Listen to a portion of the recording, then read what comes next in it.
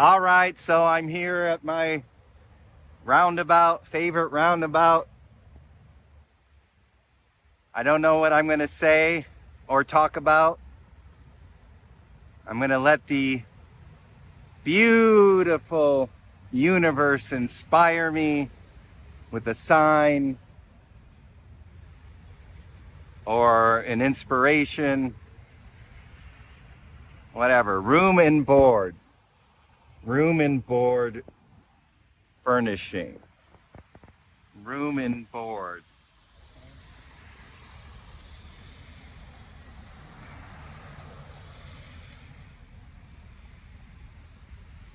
Room and board, right? Maybe there's something there. We come into this incarnation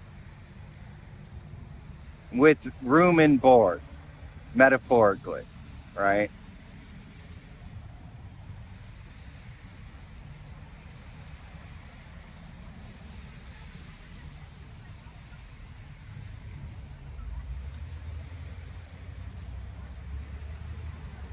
But we forget. We forget that we are taken care of. Room and board to me means you're taken care of, right? Okay.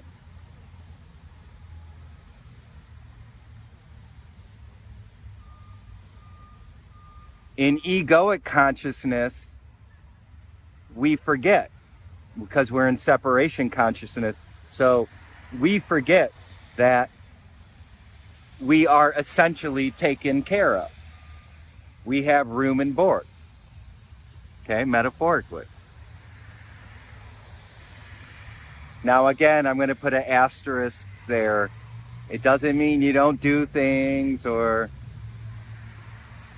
take action or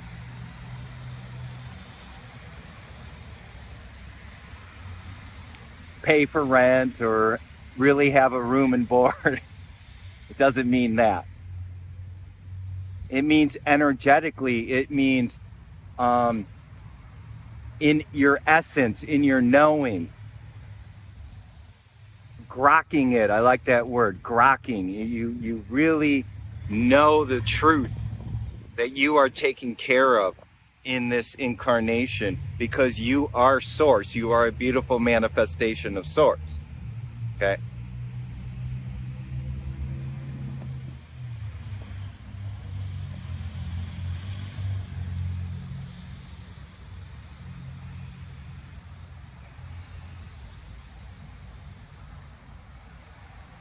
When we live in egoic consciousness, we're in scarcity. We don't believe that we are taken care of. We don't believe that we are one with our Creator.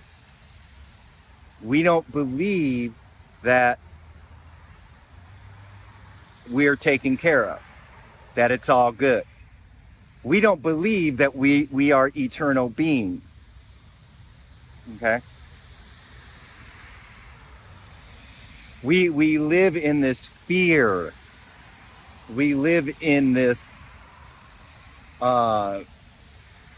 fear. Yeah, I'll just say it again. It boils down to fear. We live in this I, me, mine energy, and so we sort of carve out this existence where we don't believe that we're taken care of. We don't believe that room and board comes with this incarnation, our truth. So we kind of have to hustle and have to scrounge and manipulate and stress out and work to make money so that and I'm not saying making money is bad or anything, okay? I'm just saying you could do it from a conscious unity perspective, but most of it is unconscious. Making money so that I feel safe. See, and every time I do this, an alarm, siren comes. It's important. Okay? Hopefully everything's okay over there, but it's important. We don't feel safe. And so we try to manipulate and try to have our world of form, our 3D world, as quote unquote safe as possible. And we know that it doesn't work.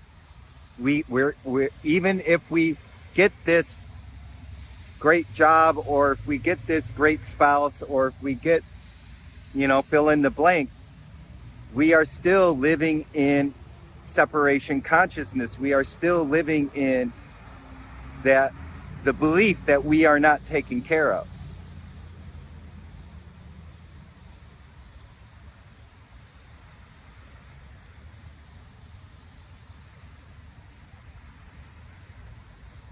And everyone else is doing it. Everyone else is playing the same game.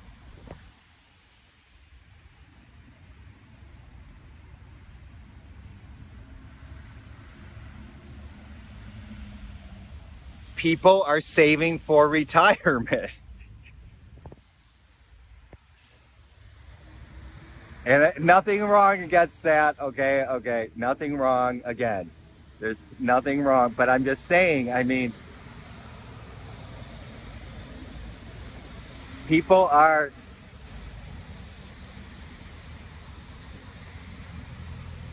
putting money away for a future to retire, and they don't realize that they're taken care of, right? And then they won't go on the spiritual path. And basically, so you're saving for retiring so that you could continue on this another round of samsara, right?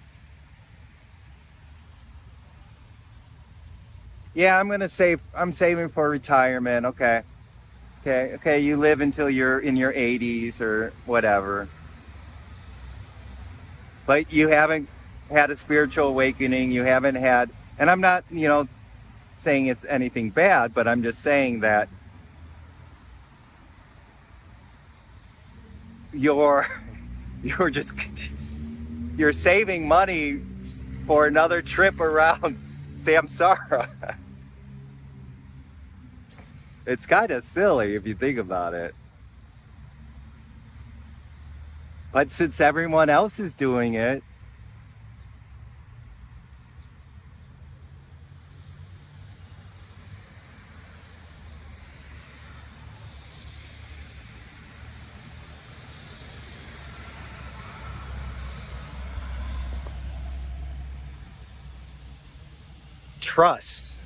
trust, that's the big word that a lot of people have trouble with when they go on this spiritual path,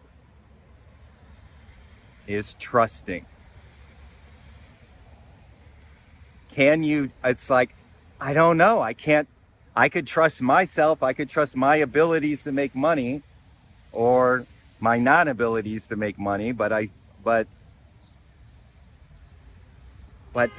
still, I still trust myself over trusting something that I can't hear, smell, taste, touch, see.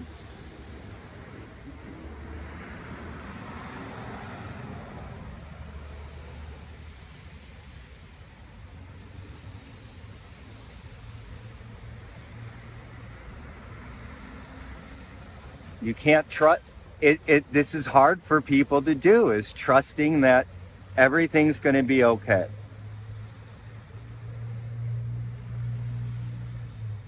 Because when you start trusting, that's when the real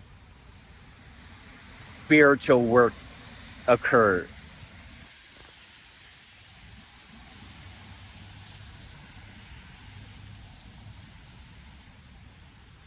When you surrender, when you give up control, and you say, not my little ego will, but thy will, the will of the universe, the will of the one song, universe, one song.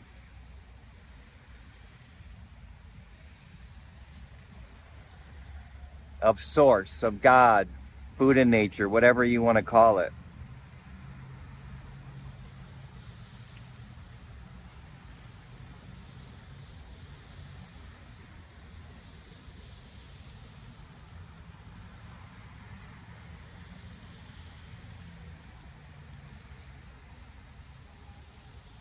And it takes time to cultivate it. You know, it's for some people it's not easy to trust.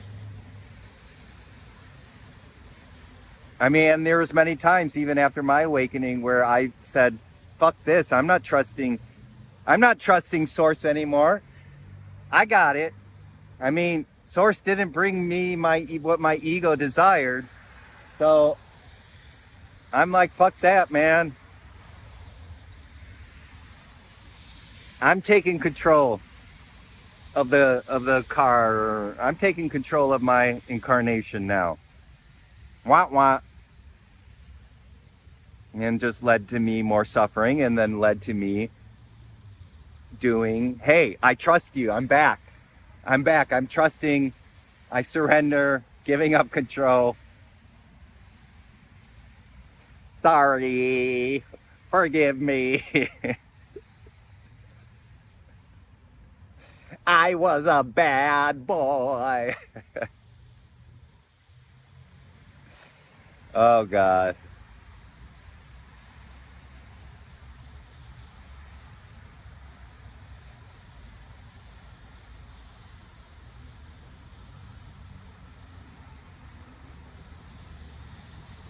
You are taken care of. I just want to remind you of that room and board. And if you have, so I guess the spiritual practice would be, I guess, two spiritual practices. One is to see how much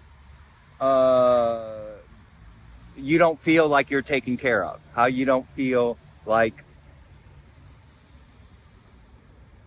you know, see how much control you kind of have. Or see how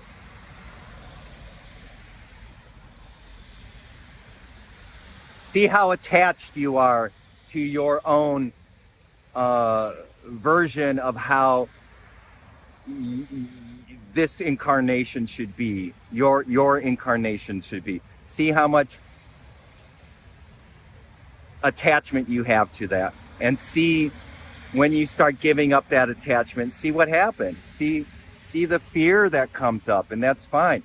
You know, you might need to dissolve those fears. You might need to face those fears. I mean, the dark night of the soul is one of those early on stages in your spiritual growth after awakening that is your first real hardcore encounter with fear of trusting source, fear of trusting the universe, and fear of letting go and letting God. Those fears come up in the dark night of the soul because your ego is in the beginning stages of disintegration.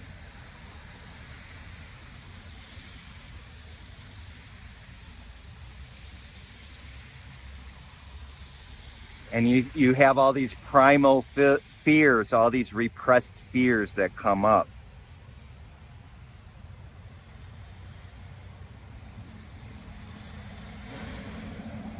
So just remember, you're taken care of. You're taken care of. You could use that as a mantra. I'm taken care of. I'm taken care of. I'm taken care of. And then the second spiritual practice, which is kind of similar, but in a way it's sort of like just surrendering and trusting. Just surrendering and trusting and not my will. I think they're a little different. Or not, just combine them.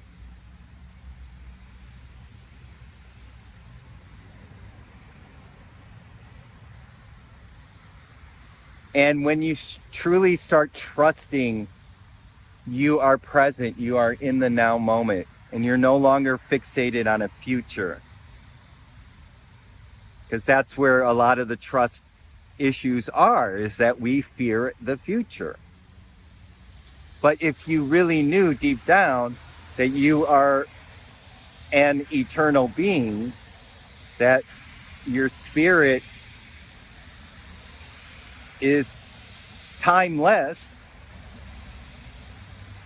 wasn't born, isn't going to die. I mean, this incarnation, this meat suit is going to pass. It's temporary, but your truth,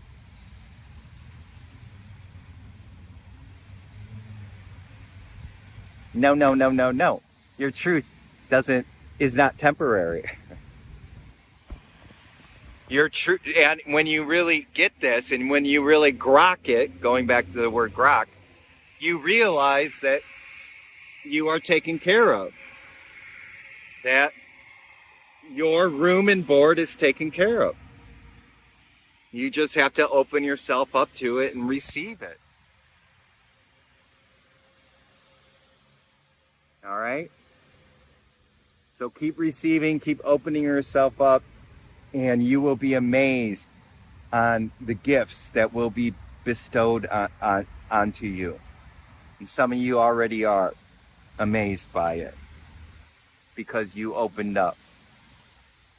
All right, I think that's all I got. Thank you, universe, for that sign, room and board on that truck. And hope this has been helpful, and love you. And until we meet again next time in the we are all taken care of in this beautiful now moment.